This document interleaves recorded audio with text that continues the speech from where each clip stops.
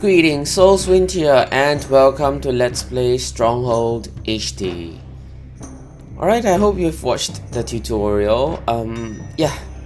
This is going to be mission 1. But before that, I changed the sound options a little bit, so the volume is slightly lower for the music at 35, sound effects 65, and speech at 75, slightly lower, so that I don't really have to, speak too loudly. Okay, so we'll be playing the combat-based games and play the military campaign. Act 1, The Fallen Kingdom. As soon as the king had marched his army into the barbarian homeland, rumors began of a plot to seize the throne. When news came of the king's capture, the country was invaded. Several nobles, including your father, sought to end the bloodshed, but on the way to meet for negotiations, their party was massacred by a band of unknown raiders.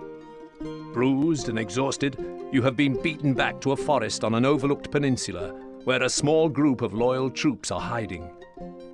Although the country is lost, maybe from this refuge, you can at least avenge your father's death.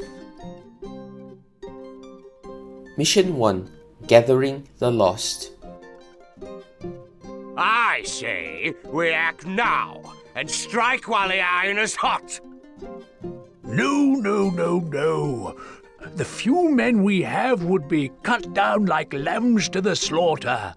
We need time to gather our forces. Nonsense! I shall take 6 of my finest men into enemy territory by the cover of darkness and... No, just listen. Our men are close to starvation. This is what we must do. The debate rages on well into the night, but eventually Lord Woolsack takes you to one side. Sir Longarm tells me he knew your father well, which is why I'm giving you your chance to prove yourself. It is time you got your first taste of command.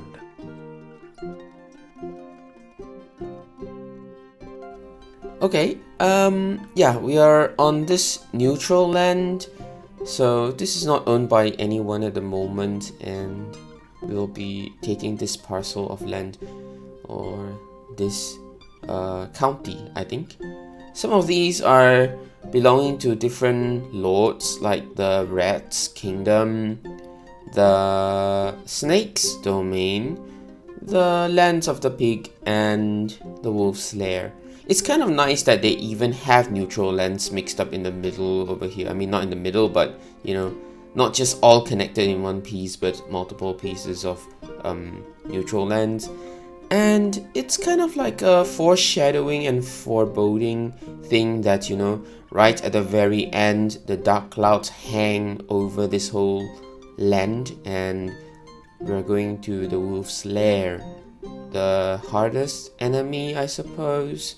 I mean, based on difficulty, we're probably going to encounter the most difficult one over here. Anyway, let's go. We need you to oversee the setting up of a good-sized base camp. Start by finding a suitable clearing, then use some of the wood plentiful in this area to begin your construction. Oh yes, before I forget, Sir Longarm seems to be the military official of our coalition, while Sir Woolsack is the civil official. Pretty much like an imperial court, where the military officials' merits are based on warring and fighting, which Sir Longarm was trying to advocate, just go in and fight and whatnot. Meanwhile, the civil officials are more interested in administration, stability, and welfare, thus talking more about gathering food, setting up a location, and they prefer more of like alliance, truce, and maybe even surrenders or submissions. Anyway, this behavior and personality seems very evident from the two sirs' behaviors, as you have seen them talking to each other just now. Okay, we have a few options here. This is just to quit the mission, and this is just to start the game. So we have objectives page here, the scroll here, which is what we're looking at right now. And then we have got the hints over here. Firstly, its strategy. Start by building a couple of woodcutter huts, then place a couple of hunter posts. Indeed, we need wood to build hunter posts. If we have got too many hunter posts and we run out of wood for the woodcutter huts, the game is stuck and we cannot proceed actually. Meanwhile, if we have got woodcutter huts, at least we can get some wood to build the hunter posts. Next, we've got hints. Let's take a look at the hints. We have to click to reveal. Placing a hunter post close to the granary will speed up food production. And building woodcutter huts near to trees will speed up wood production. It looks pretty straightforward, doesn't it? Building a resource production structure or facility close to the resource production related areas will speed up production, of course. But if we look into the details, we are placing hunter posts nearer to the granary, the food storage. Meanwhile, the woodcutter's hut is nearer to the resource area, the source of wood, the trees. Why? We'll talk about it now in this tutorial section. So this tutorial is going to be pretty lengthy. I'm going to be here for quite a lot of minutes to talk about the new things that we're going to see or encounter in the game and even use them. So let's start with the keep. The keep is the most important building in the game and must be built first.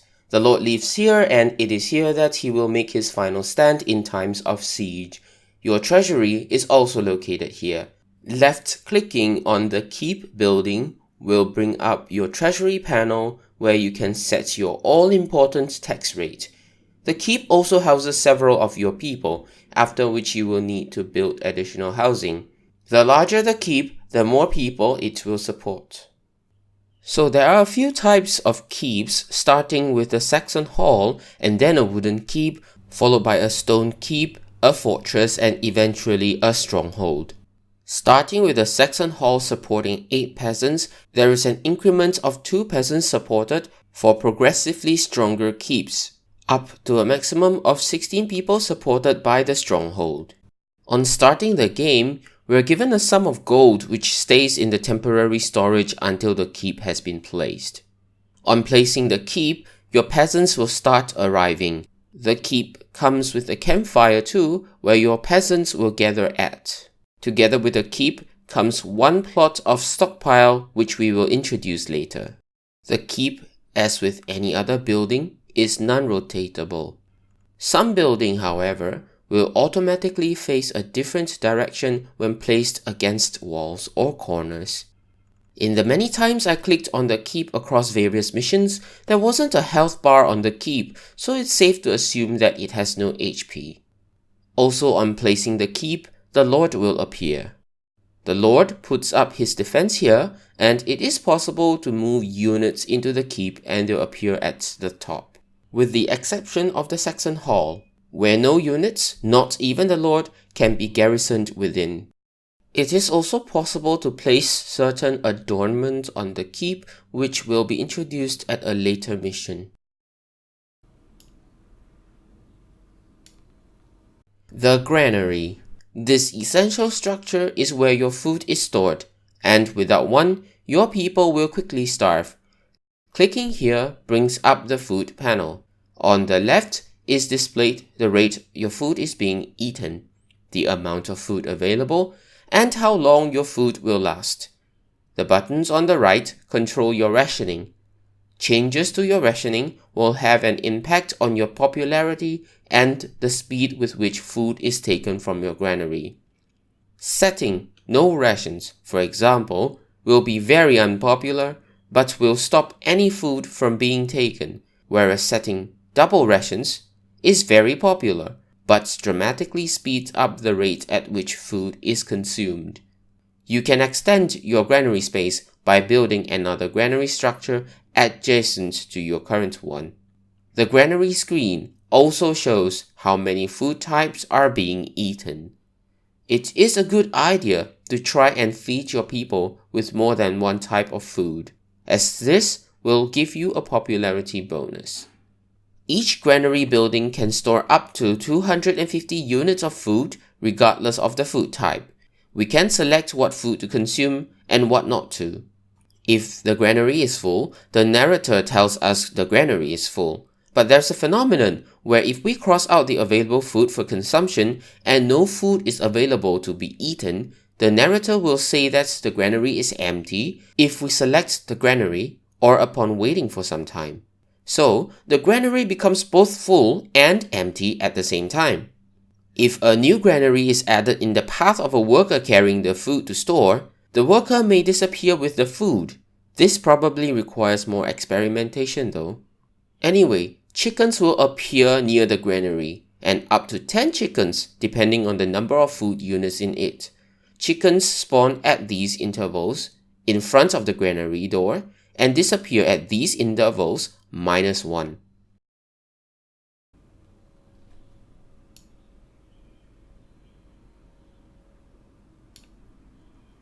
Woodcutter's hut.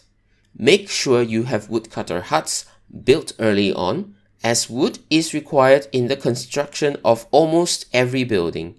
Build them near trees, as most of the woodcutter's time is spent walking between his hut and the tree he is cutting. When a woodsman arrives at a hut, he first finds and then fells the nearest tree. Next, he starts chopping it up. Once he has 3 logs chopped, he goes to his hut and saws them into planks.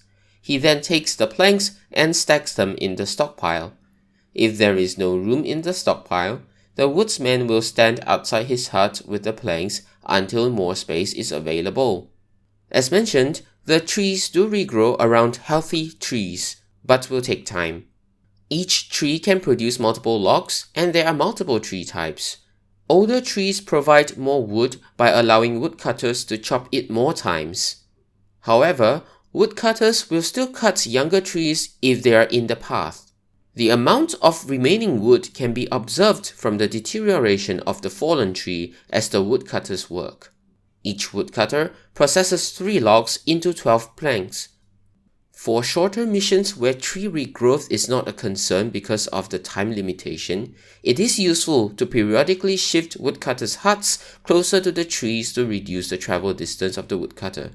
Meanwhile, for longer missions where resources and situation allows, it is advisable to delete woodcutters' hut from one forest area and rebuild them at another forest area to allow the trees to regrow. Hunter's Post. Hunting deer is a quick and easy way to feed your workers. A hunter will appear and begin stalking any herds of deer he finds. Once he has brought down his quarry, he will take the deer back to the post and butcher it before taking the meat to your granary to feed your people. If there is no space in the granary, he will wait at the post until space becomes available. Beware, however, if you build too many hunter's posts, you run the risk of quickly depleting one of your food chains. Actually, the deer herds seem to respawn after all of the deers in the herd has been depleted, and they tend to respawn at the same spawn points.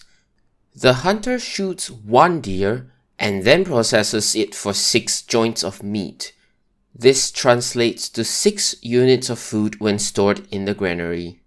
If the hunter shoots a deer at an unreachable location, the hunter shoots another deer. Upon shooting the deer, the hunter runs towards his quarry, but if that takes too long, the quarry will disappear and the hunter will have to shoot another deer. The hunter shots may miss, and the hunters may ignore nearer deers, opting for further ones with no good reason. Why should the hunter's post be near the granary? Because the trip's distance between the granary and the hunter's post is guaranteed. However, the distance between the hunter's quarry and the hunter's post differs depending on where the deer is shot. Thus, there is no use positioning the hunter's post relative to the deer pack. Every hunter's post comes with a hunting dog, but this hunting dog does not impact the gameplay. The house, or hovel. Housing governs the maximum population your castle can hold. Your keep will house some peasants, but when it is full, you will need extra housing for your workers. Each house placed will increase the castle's maximum population by 8. The castle's maximum population is shown in the bottom of the book held by your scribe in the bottom right of the interface. Build too many houses too quickly, and you may provoke a population explosion, which will soon drain your granary of food. Conversely, demolishing your already populated house is likely to cause overcrowding, which will have an adverse effect on your popularity. The house is observed to go through 2 aesthetic changes, one at around 32 population and another at 59. And it seems that the aesthetic changes only happened when there are citizens standing in front of that house. Also, aesthetic changes seem to occur in the sequence in which the houses were built. When a house is built, the occupants appear in front of said house. These occupants seem to be for aesthetic purposes only and contributes to the general citizenry of your kingdom, but otherwise they do not appear to impact the gameplay. And now you've seen some links already, so if we actually click on the link, we can see some more stuff. So firstly, the Lord. Your Lord, he who you must defend. If your Lord dies, you lose the game. Although not a true military unit, you can target him against individual invading enemies. Normally, however, he will draw back to the keep as this is where he will make his stand. Because there is no health regeneration or healing in this game, it is very important to keep the Lord away from any damage. During peace times, the Lord may be seen wandering as far as the castle walls. And then we'll just use the back button to go back because that's the keep anyway. And next, the tax. Tax. You can set your taxes to anything from a generous bribe all the way up to a downright cruel tax by moving the slide bar left or right. The people of Stronghold do not enjoy paying taxes, so any positive tax rate you set will have a negative effect on your popularity. When you have sufficient gold in your treasury, you may decide to give your peasants a handout in the form of bribe money each month. You will then gain a bonus to your popularity each month. As far as I'm aware, tax is the only element that can have the biggest influence on popularity, with downright cruel taxes causing a -16 popularity effect. The tax options and tax rates, as well as their respective popularity effects, are shown on the screen now.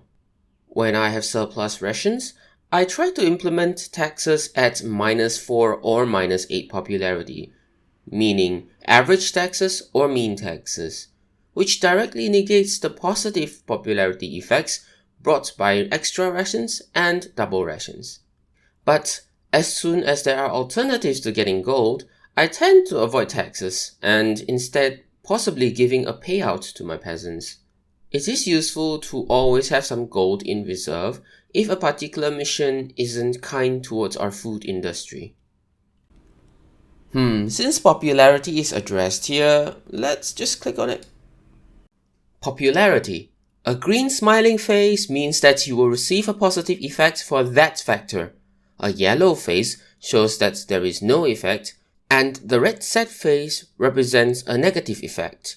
When added together, the sum of these reflects either a bonus or penalty to your overall popularity. This is shown after the words "in the coming month." There are a total of 7 ways to affect popularity, with the 2 main factors being food and tax. Ensure your popularity rating remains above 50, otherwise people will begin to leave your castle. Adding on to that, the lower below 50, the faster the people will leave. The higher above 50, the faster people will arrive. At exactly 50 popularity, it is considered positive and people still arrive at your kingdom. The rate of arrival or departure can be seen by hovering the mouse cursor over the campfire and looking at the rate of the green halo filling up, or the red halo filling up. Every green or red halo fill up denotes one peasant arriving or leaving the kingdom respectively. At positive popularity, people arrive up to the maximum supported by the hovels and the keep. At negative popularity, people leave down to the minimum of 4 people, at which the red halo no longer enters a new cycle. Thus, it's possible to continue playing with 4 workers producing food, wood, or other resources, as long as there's a woodcutter's post or enough wood to create one, or the capability to buy wood. It is possible to then recover the game. The speed of recovery depends on what still remains in the kingdom. However, note that even with the 4 remaining peasants, if one of them is being converted to a military unit, that vacancy will not be filled by incoming peasants. One good thing is, military units do not leave due to negative popularity. It is possible that the remaining peasants are killed by hostile forces. In that case, if you still have a few military units remaining, you can disband 4 of them to convert them back to civilians. In a kingdom filled with all kinds of industries, the peasant's departure has a certain sequence. That sequence is being shown on the screen right now. It is observed that the departure begins with auxiliary services, ending with essentials, food being the last, and 4 food workers will remain, prioritizing the cow farms, with those being the least complicated food production. And then we've got food. Let's link further. Food. Changing your rationing from inside the granary is one of the quickest ways to influence your popularity. Both the number of food types eaten and your ration setting affect your food bonus or penalty. Reducing your rations below the default of full rations will have a negative effect on your popularity, whereas increasing them will have a positive effect. Your people will also be happier with you if you supply them with more than one type of food. Every additional food type supplied gives a +1 to popularity, up to a maximum of +3 with 4 food types supplied. Also note that the more people there are to feed, the faster each unit of food depletes from the granary. Okay, let's see if we got anything else missed out over here. Housing is just house, so it doesn't really matter. We got food, we got popularity. Oh, yes, the stockpile. Stockpile. All of your resources apart from gold, food, and weaponry are stored here. Your stockpile is always located next to your keep, making your goods easier to defend. Additional stockpile areas must be attached to the first stockpile, so ensure you leave space for expansion. Looking at your stockpile will let you know the rough amounts of goods you have stored, but clicking on the stockpile will bring up a panel to let you know the actual amounts. If a stockpile is deleted, the items are not returned to a temporary inventory as seen at the start of a game. They simply disappear. Stockpile stores 8 types of materials, but each slot can only store one dedicated type. In various games, it was observed that there is a maximum of 9 stockpiles available to be built. There are a few quirks though, and I might be able to share them in a separate video in future. Anyway, it can therefore be implied that there is a reliable 36 inventory slots on the stockpile to be used for storage purposes. The capacity of an inventory slot for each type of resource is shown on the screen now. Mandating that stockpiles be placed adjacent to each other has a troubling issue. As the kingdom gets larger, too much foot traffic traveling into and out of the stockpile makes it difficult and time-consuming to place new stockpiles. It is best to therefore set up stockpile plots at the beginning of each mission or early in the mission. Okay, any more?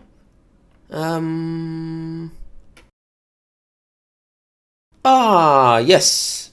Overcrowding. Crowding. Crowding will occur when your population exceeds your available housing. The population indicator will turn red if you have an overcrowding problem. Overcrowding may occur if a house is deleted or destroyed by the enemy. To remedy overcrowding, simply build more housing. Your available housing will increase by 8 and your settlement will continue to grow. The negative effects caused by crowding can also be strategically used to reduce the population size. The greater the disparity between the supported population size and the current population size, the bigger the negative effect on popularity, up to a maximum of negative 10 popularity. Okay, yeah, I think that's all there is to it. There should be nothing else left, right? I think that's all. So we can close the tutorial like this. Oops. I mean, we cannot close the tutorial by clicking on the book because it will just pop this one up and this button is useless. It doesn't do anything. We need to change it to a different menu like this one. That will close the tutorial.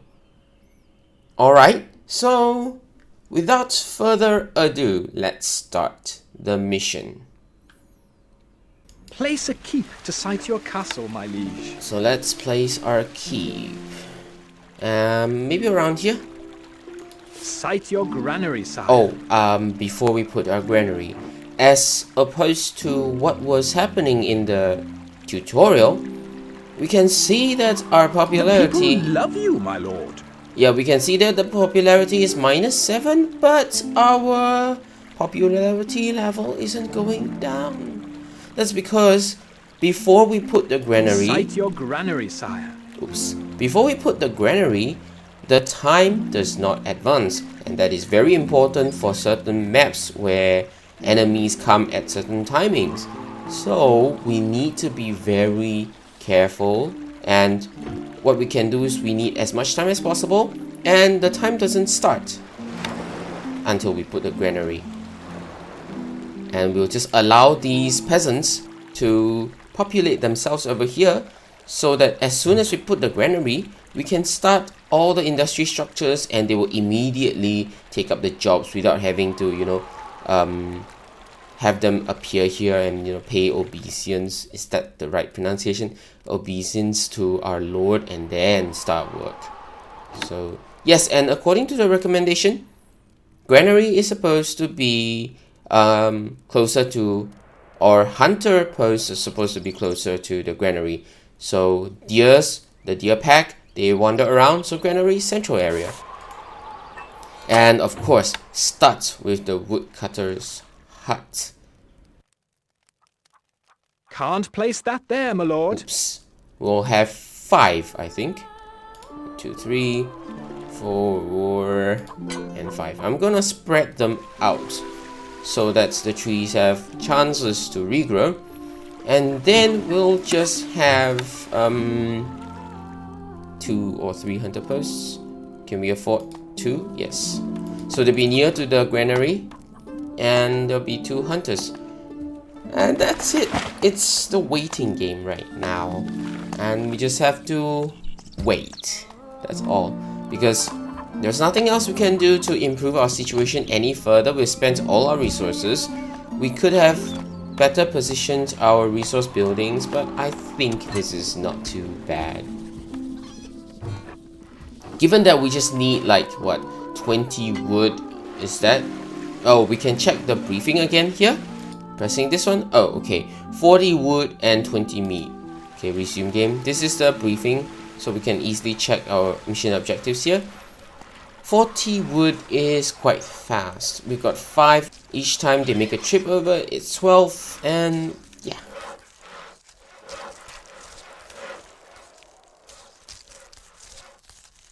That will be very easily 60 if everyone makes a trip. And we'll have 60 wood already. 2 of the hunters, they each A bring... message from your scribe. Animal tracks have been reported in the area, sire. Yep, that's the feature of our scribe. It tells us things that we may not be able to see on the map. A or we message from your scribe. Scouts are reporting that packs of wolves are closing in on the castle. We must get the supplies stored. And yes, the scribe can interrupt us. That's one of the features too. Anyway, the scribe tells us things that are happening on the map that we may not be able to see or we may have missed.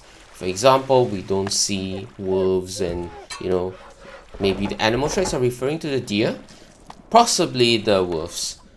But yes, it's something that our scribe assists us on. And don't worry, it doesn't happen because we've got victory.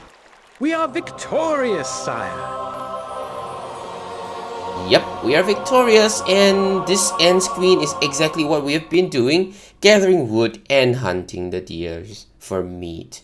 Playing level 5000, I think that's a difficulty, implied difficulty, since we don't have any options to change the difficulty level. And the 2 meat extra, we got to 22 maybe, so 10 points more. 20 wood extra out of 40, we got 60, I guess, so yeah. 100 more points, so total score is 5,110. Anyway, let's go. Whilst the men frantically ferry precious supplies into the granary, Sir Longarm and Lord Woolsack ride into the camp. Job well done. Not too bad for your first attempt. No, no, no! The fool has pitched camp in the middle of the wolves' migration track. Good. It will give the men some well-needed practice before we make our strike. Poof!